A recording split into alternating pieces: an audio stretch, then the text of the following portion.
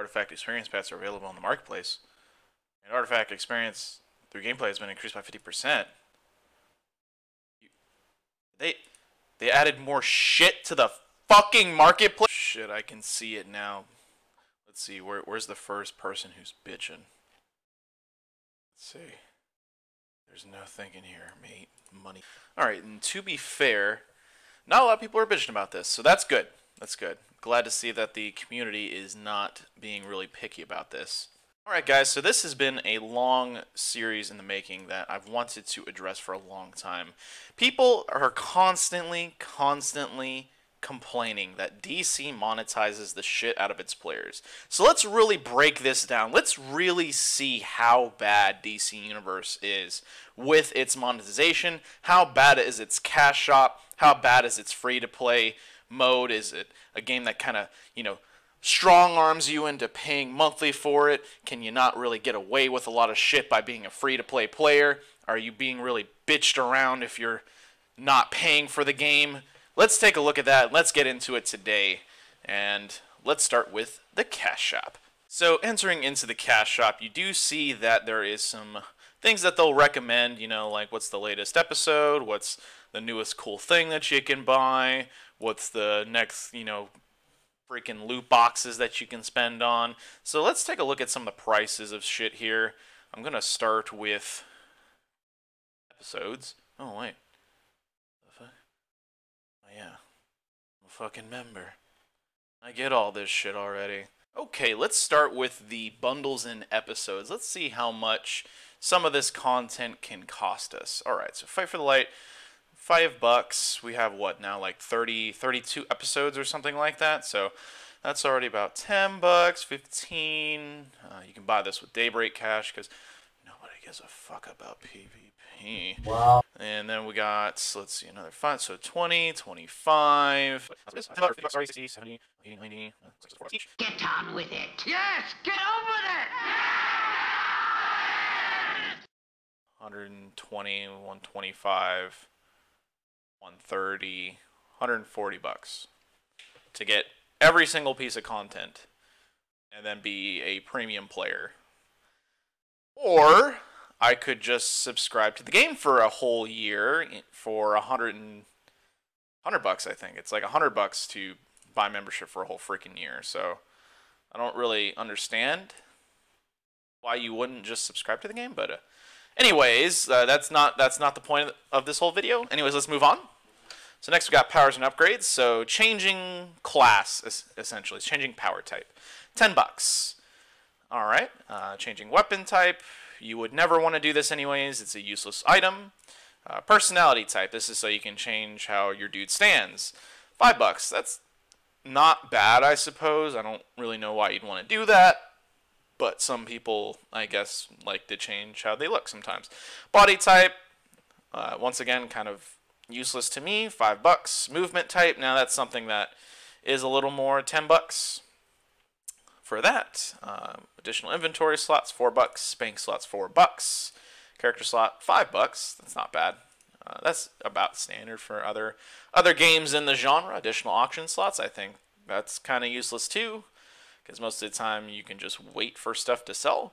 Additional bank slots, that's useful too, $3. League name chain device, $10. That's about standard. Character name change, about $10. Power sets, they're $6 each. Once again, I just think it's better to subscribe. And then escrow, which is allows you to carry more cash for whatever many of days. Once again, just subscribe and you'll be fine. But yes, anyways, supplies. This is kind of where you can argue a little bit that DC starts to get a little pay to win, but it's more like pay to skip to an extent. So 50 tributes, if you're not some ADHD patient, you can just run the Death of Superman content every day and you'll earn everything for free regardless, or you can just pay now and get 50 tributes to buy whatever you want. To an extent, you can't buy everything. I'll get to time capsules in a little bit. Stabilizers ties into time capsules. Replay badges. DC is the only game, as far as I know, that allows you to replay content. with money. You earn 150 of these per month as a subscriber, or you can pay $10 and get 350. Once again, it's essentially just pay to skip. Starter pack by LexCorp. This gives you some XP boosters, stuff that you really don't need as a new player, but it's something that you can get. Prometheum keys are essentially useless because you can just open up unlimited as a member. Vault tickets are a little more useful now because they give you artifact experience, but once again, there's really no point in them. Repair bots, you can just kind of earn now. Exabyte booster, I think it's the same thing as basically artifacts. You can just pay to skip. You don't really need this. It's just going to speed up your playtime. Radar enhancer, once again, you don't really need it. R&D scanner, once again, you don't really need it. Renown booster, experience plus booster, you really don't need any of that. The renown boosters are useful, but I mean, come on, four of them for $1, that's going to last you more than enough time. Soda colas, you earn them for free from time capsules. Broker, bank, mail bots, useless. You get them from like Prometheum lockboxes and time capsules anyways. One of the first useful things in here, portable workstation. This allows you to craft anywhere. You can just summon it. That's pretty cool. Artifacts. This is more just pay to skip. This was released today, so $10 for Perfected Artifact Experience Pack for 75k experience. Oh, what's this? The pricing is different? Oh yeah, that's right. As a subscriber, these are a little cheaper, which is pretty nice.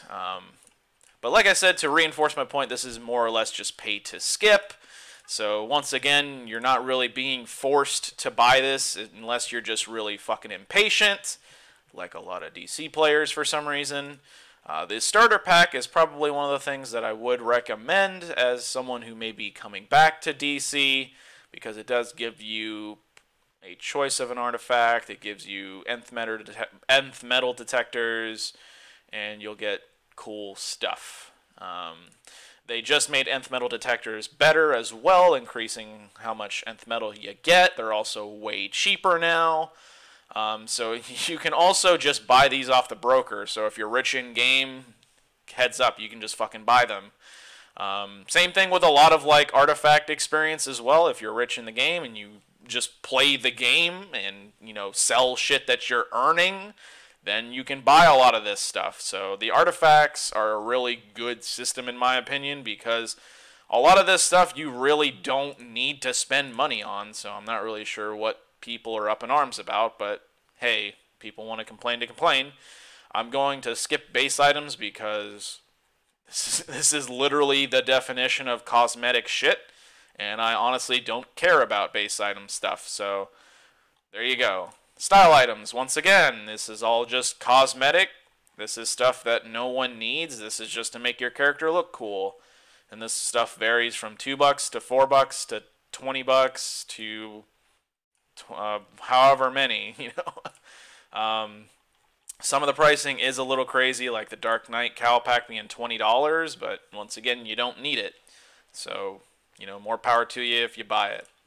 Auras, this is more stuff that just makes your character look cool. A lot of this stuff you can even earn for free. You can also get it traded to you, so that a lot of the stuff you don't need. The material packs, they're a little on the pricey side, but I'll show you other games that are even more ridiculous, so don't worry, this is nothing.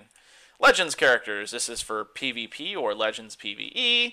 This is kind of a unique thing. This is, once again, more or less just pay to skip, though, because a lot of these Legends you can just earn. And, I mean, really all they're asking for a lot of these Legends is $5 to $10, which is, once again, not terrible. You can literally, if you're a subscriber, wait 2 months and you'll get it for free. But, yeah, Legends, I'd rather just earn them like I did. Toys, this is, once again, cosmetic, useless shit. So, you know, $4 to $5, who cares? Classics, this is more base items, more styles, really cheap stuff. No one really needs it, so really cheap, really, you know, not an issue. Now let me go and see how much membership does cost, so we can actually break down the price. So basically, if I get a year membership, it's $10 a month for 120 bucks. And now, how much did it cost to, as a brand new player, how much was it going to cost? 140 bucks, I think I said, not including other stuff that I might want that I'll kind of get as a member. So 120 bucks, definitely worth the price. Or you can just do month to month, 15 bucks a month. This is standard for every online game out there. Even, like some people say it looks shitty. Even RuneScape is like, I think, 12 bucks a month now. And, RuneScape apparently has a bigger population, which, I'm not going to argue against. Other games do have bigger population than DC, but this is the pricing. This is not terrible. This is standard. So let me show you what other games are doing. So I'm going to show you the most popular online game in the world, which is hands down World of Warcraft. No one can deny that this game is played by thousands, millions of people. You don't really think about an online role-playing game unless you're thinking of World of Warcraft. So let me break down a lot of these things that, people are confused about. So to technically play World of Warcraft, you have to buy the game. It's not something that you just download like DC Universe Online, try it out, see if you even like it. No. World of Warcraft makes you buy the game. Now, there is technically a free-to-play version of World of Warcraft, but you think DC's free-to-play is bad? No. World of Warcraft only allows you to play to level 20, and it severely locks which content you can play. So DC allows you to play to max level and technically even try out the newest content that's available. So, talk one for DC, I guess. Anyways, to even begin playing World of Warcraft, you're going to need technically the complete collection.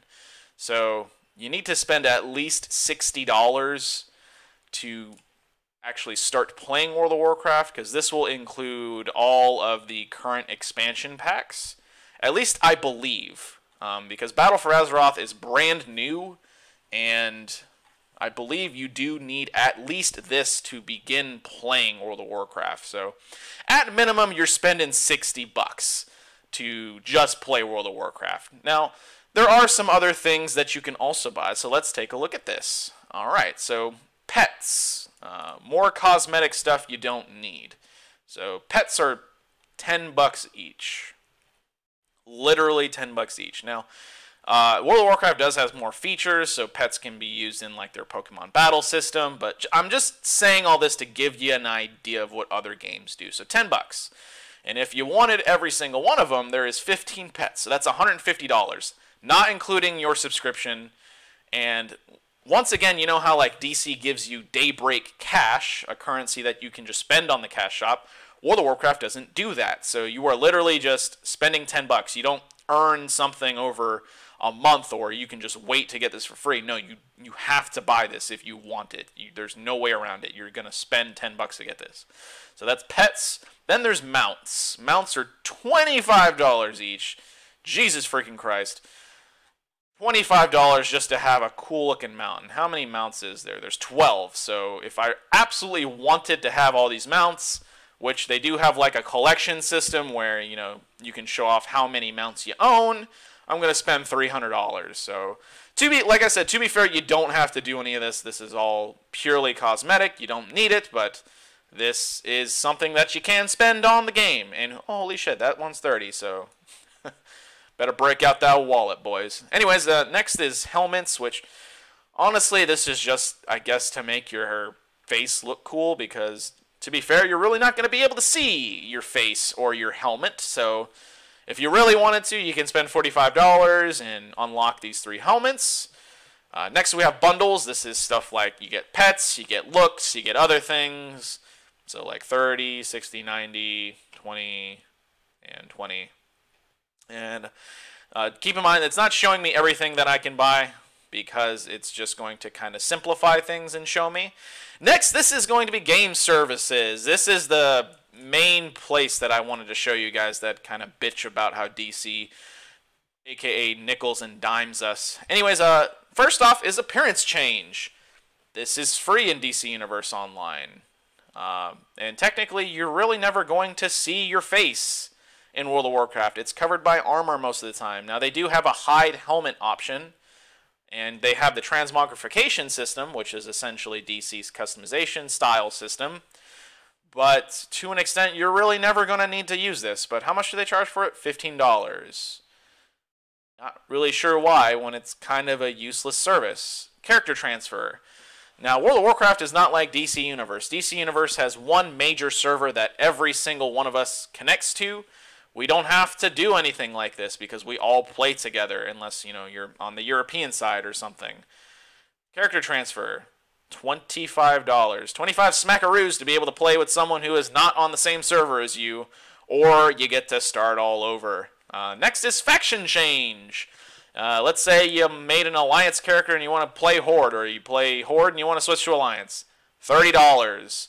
Holy shit, that's not it's not a cheap investment to an extent.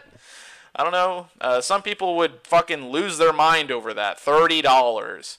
So essentially, if DC had a faction change, if they charged $30, I'm wondering how many people would lose their minds over that. Next is game time. This is just membership, $15 a month. Once again, that's pretty standard. Guild services. They don't even show the price of this. I think this includes stuff like changing your guild name, giving your guild like a unique tabard, having guild accolades and stuff like that. I believe there's a bunch of stuff when it comes to guild services. So yeah, so like guild name change, faction change, realm transfer. That's a lot of stuff, and they don't include the service price because it's subject to change. So this can be anywhere from $10 to probably all the way up to $50, maybe even to $100. So that's just that. Then we have the level 110 character boost. Now this was essentially just taken from World of Warcraft. You know how DC allows you to skip to 170? That's because World of Warcraft lets you skip to 110, you know. You think there's people who don't know how to play the game when they skip to 170? Imagine what it's like in World of Warcraft when someone just skips to 110. Yeah. They don't really know how to play the game either, so it's not just DC that experiences that. Next is name change, $10. That's pretty standard. Here's something that DC Universe also does not have to worry about because their game is different. Race change. In World of Warcraft, there is, I think, like 12 races or something like that. I'm sure there's more nowadays. But essentially what a race does is it, you know, determines how your character looks. You get certain bonuses for playing certain races. But let's say you wanted to play a different race. Well, that's going to be $25 that you're going to have to drop down for literally kind of a small thing, depending on what you want to do with it. Yeah, and you can't just earn it or wait a couple months to do it for free underneath your subscription. Nope, that's $25 that you just have to drop down on the game. WoW token. I believe a WoW token is essentially a tradable item that allows you to earn subscription for free, I think. I'm not entirely sure. Yeah, getting gold has never been simpler. Just head into the in-game shop and purchase a WoW token for real money. Put it up for sale and wait for your auction to complete. So essentially what this is if I really wanted to, I can spend $20 and get in-game money.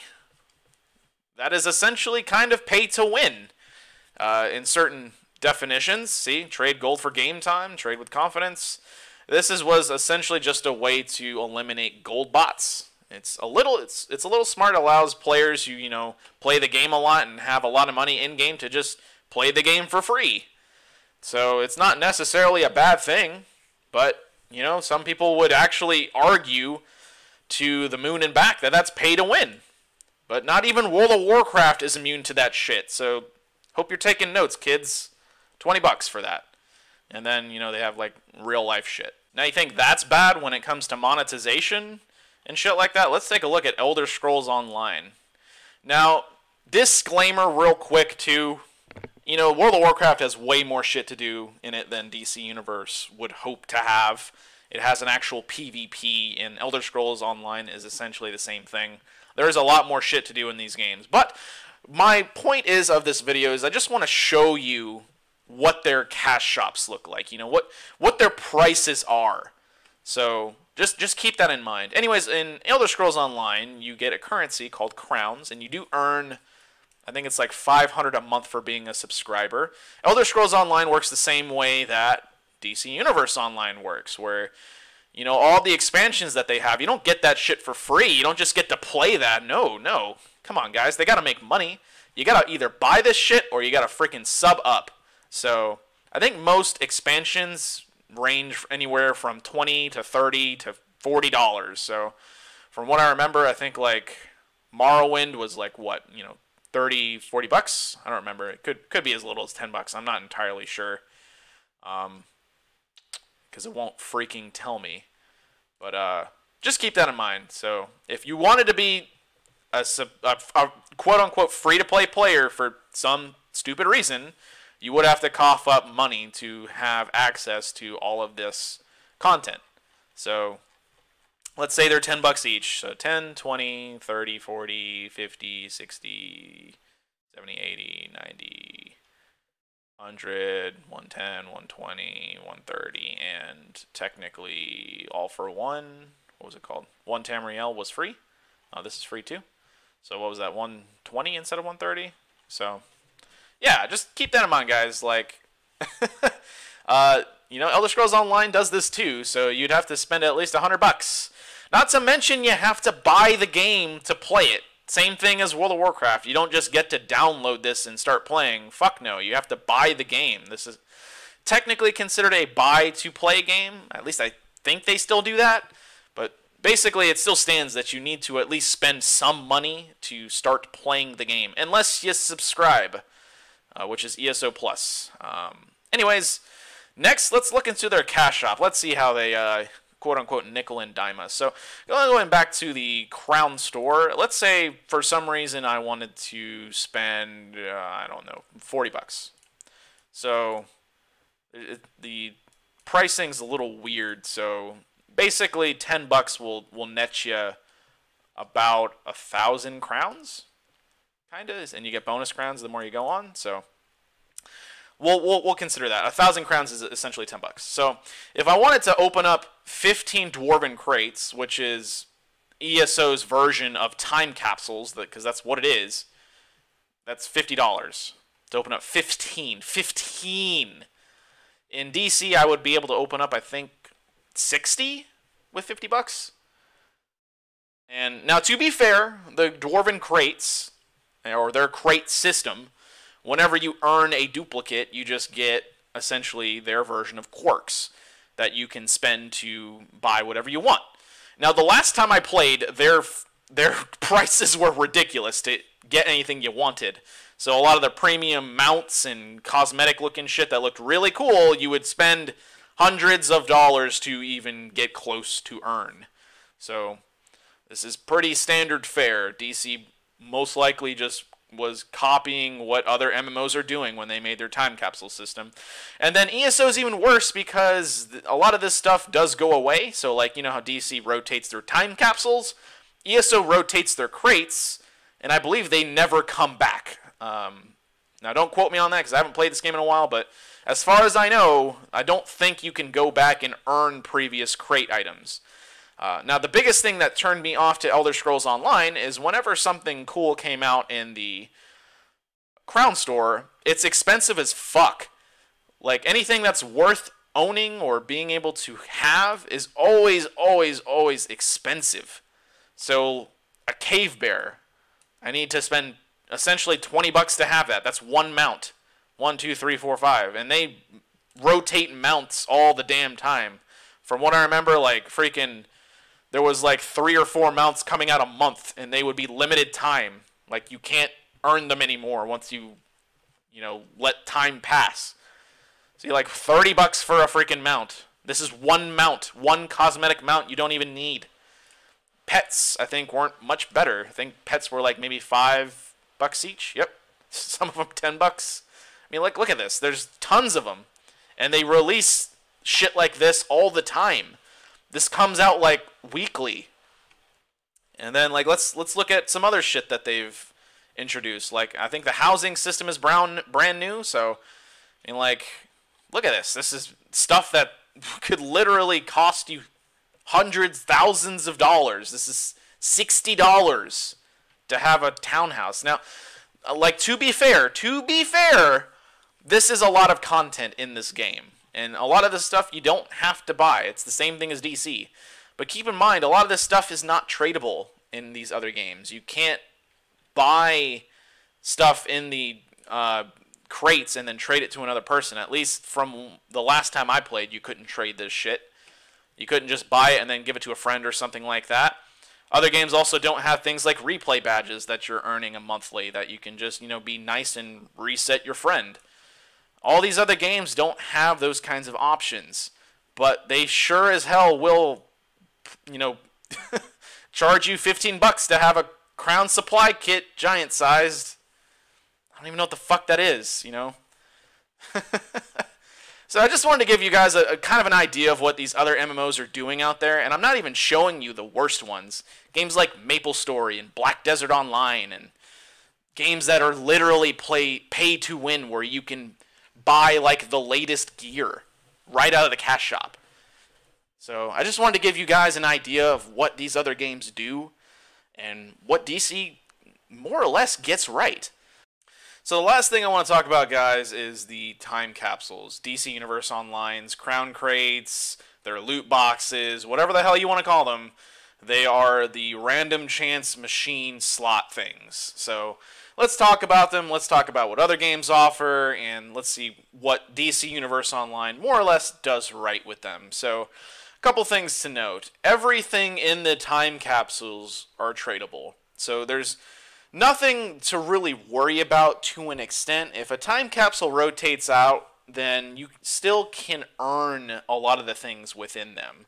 So, like, a lot of the things that are easy to earn is the armor styles, the enhanced armor styles, especially since they're making them easier. You can earn, like, artifact experience from them, emblems, feats, which the feats I don't really agree with, but, I mean, technically the cheap stuff, that's easy skill points to an extent. Other goodies in there. It's all tradable. All of it is tradable. So that's a plus when it comes to their time capsule system. Because other games, believe it or not, their shit's not tradable. When you open up a loot box, it's not tradable. So DC gets that right. You earn one loot box once every 3 days. Some games don't allow you to open them up at all unless you spend money. So I'm not sure if Elder Scrolls Online allows you to open them up for free now, but you have to purchase crowns to be able to open up their crown crates. And from what I remember, there are certain ones you can open for free, but they're few and far between. So unless that system has gotten any better, DC's time capsules, at least you can open them to an extent. And you can potentially, earn stuff at a faster rate than other games would. And then their pricing isn't absolutely terrible. If you wait about 3 to 4 months, you can earn 20 time capsules technically for free underneath your DC subscription. Now that's, granted you're not buying anything else that may come out. Things like replay badges, etc., etc. But that is an option that you do have as a subscriber. You can just wait a couple months to be able to just, purchase stabilizers underneath your subscription. That's what I do sometimes. I just wait a couple months and then I purchase time capsules for free because I earned them underneath my subscription. It's essentially kind of like a loyalty thing. So what do time capsules get wrong? Feats. I don't like that you can earn skill points from stuff that is premium, obviously. A lot of people don't like that. Neither do I to an extent. It's just not the worst I've ever seen in a game.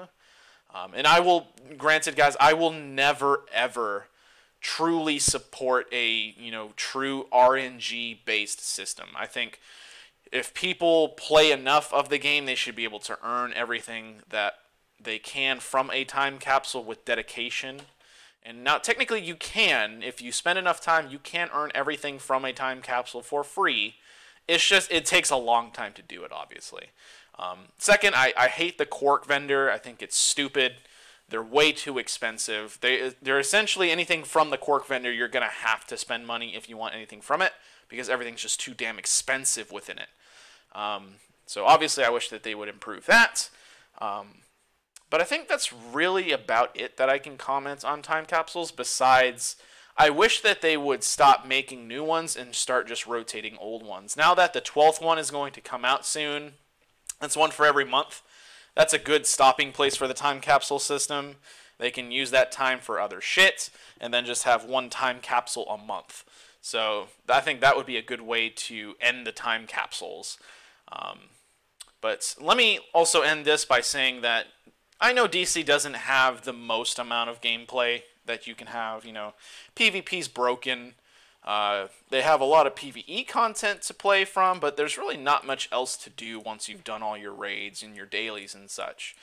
But DC is constantly adding content to the game. You have one of the best customization systems around. Some of the other stuff to do is fun that people find, things like races or hanging out in the Hall of Doom and such.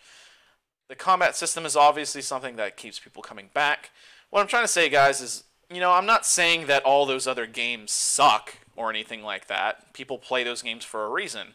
I'm just saying that DC's monetization is no worse than the other games that you can come around. So the people that are bitching that DC constantly nickels and dimes us, not really compared to some of the other shit that other games are doing right now. Now, will I stand behind everything that DC does? Absolutely not. But I'm going to say I am coming from a place of experience, and I know what the fuck I'm talking about when I'm saying DC's not as bad as it could be. So anyways, guys, that's it for this video. Thanks for watching, and I'll see you in the next one.